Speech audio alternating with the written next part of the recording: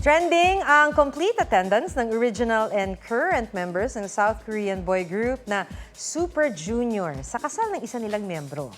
Usap-usapan din ang mga nagwagi at kontrobersya sa katatapos na 72nd Famous Awards.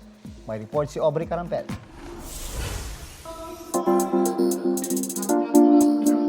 Ilang kapuso stars and sparkle artists nanalo sa 72nd Famous Award. Best Child Actor si Ewan Micael para sa Firefly movie ng GMA Pictures at GMA Public Affairs. Best Actor naman si Alfred Vargas mula sa pelikulang Pieta. Recipient ng Herman Moreno Youth Achievement Award si Joaquin Domagoso. Sina Dingdong Dantes at Marian Rivera wagi ng Bida sa Taquilla Award para sa Rewind. Best Director naman si TikTok Lock Director Louie Ignacio para sa Papa Mascot na pinagbidahan ni Ken Chan. Pinarangalan din si Senator Bong Revilla bilang Iconic Movie Actor of Philippine Cinema. Iconic Movie Actress of Philippine Cinema, sina Nova Villa at Pilar Pilapil. At may Special Citation Award para sa veteran actress na si Gloria Romero.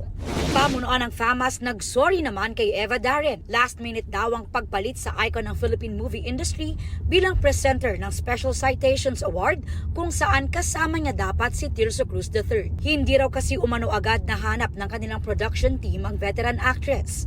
Hindi raw ito intentional at purely misjudgment sa kanilang panig. Naglabas sila ng statement kasunod ng Facebook post ng anak ng aktres na nagkwento ng nangyari sa kanyang ina na tinawag niyang disrespectful, unethical at unprofessional. At original and current members ng Super Junior, kumpleto sa kasal ni Ryuok. Aubrey Carampel, nagbabalita para sa GMA Integrated News.